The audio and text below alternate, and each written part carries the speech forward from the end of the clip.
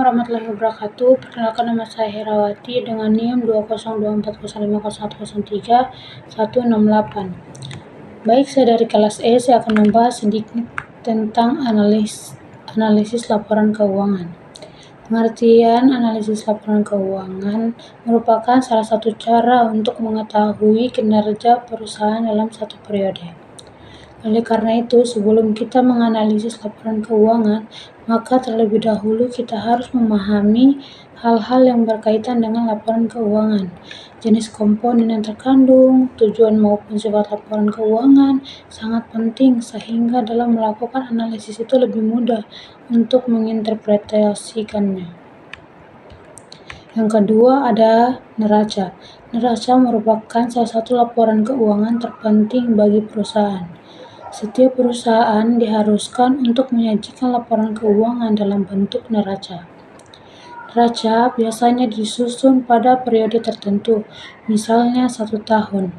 Namun, neraca juga dapat dibuat pada saat tertentu untuk mengetahui kondisi perusahaan saat ini. Biasanya, hal ini sering dilakukan pihak manajemen untuk kondisi perusahaan pada saat tertentu. Pengertian neraca menurut James C. Van Horne adalah ringkasan posisi keuangan perusahaan pada tanggal tertentu yang menunjukkan total aktivitas dengan total kewajiban yang ditambah total ekuitas pemilik. Yang ketiga, laporan laba rugi. Jenis laporan keuangan lainnya selain neraca adalah laporan laba rugi. Berbeda dengan neraca yang melaporkan informasi tentang kekayaan, utang dan modal, maka laba rugi memberikan informasi tentang hasil-hasil yang diperoleh perusahaan. Laporan laba rugi juga berisi jumlah pendapatan yang diperoleh dan jumlah biaya yang dikeluarkan. Dengan kata lain, laporan laba rugi merupakan laporan menunjukkan jumlah pendapatan atau penghasilan yang diperoleh dan biaya-biaya yang dikeluarkan dan laba rugi dalam satu periode tertentu. Tujuan dan sifat laporan keuangan. Seperti kita ketahui bahwa laporan keuangan yang dibuat sudah pasti memiliki tujuan tertentu. Dalam praktiknya, terdapat beberapa tujuan yang hendak dicapai, terutama bagi pemilik perusahaan dan manajemen perusahaan.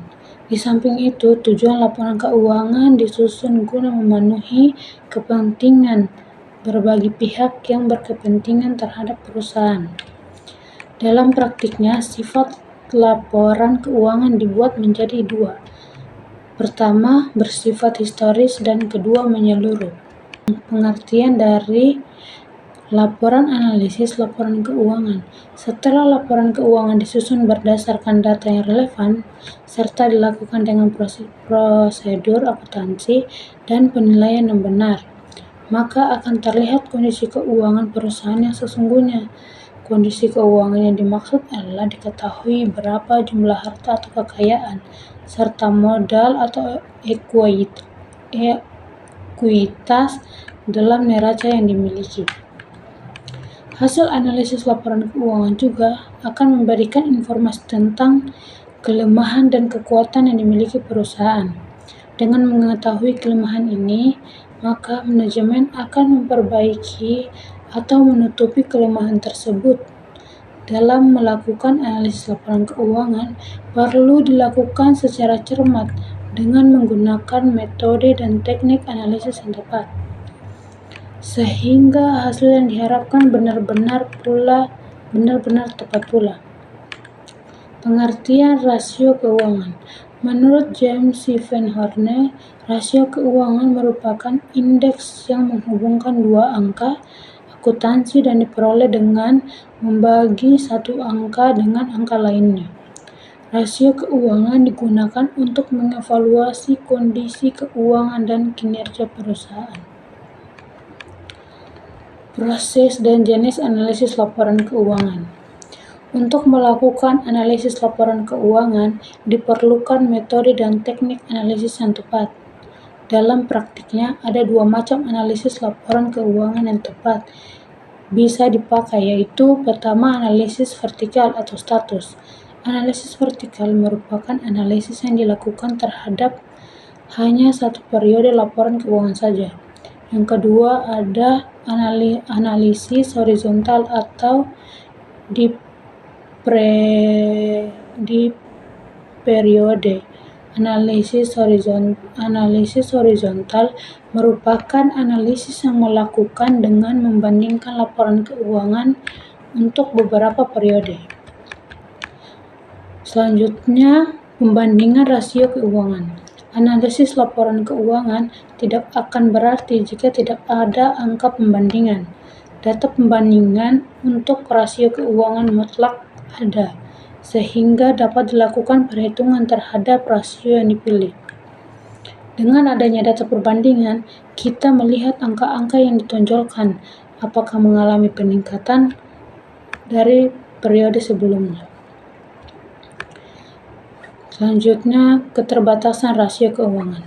Dalam praktiknya, walaupun rasio keuangan yang digunakan memiliki fungsi dan kegunaan yang cukup bagi perusahaan dalam mengambil keputusan, bukan berarti rasio keuangan yang dibuat sudah menjamin 100% kondisinya dan posisi keuangan sesungguhnya. Selanjutnya, hubungan antar berbagai rasio. Hubungan ini bisa dihubungkan rasio antar laporan keuangan yang satu dengan yang lain atau hubungkan dalam komponen dan laporan keuangan. Pertama, hubungan antara rentabilitas ekonomi dan rentabilitas modal sendiri.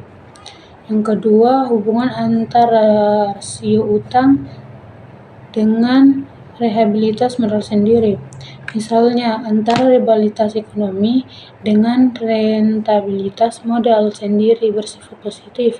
Makin besar rentabilitas ekonomi akan berakibat besar pula rentabilitas modal sendiri. Baik, itulah yang bisa saya bahas sedikit tentang analisis laporan keuangan. Lebih dan kurangnya mohon dimaafkan. Saya kira dengan ucapan wabillahi taufiq wal hidayah. Wassalamualaikum warahmatullahi wabarakatuh.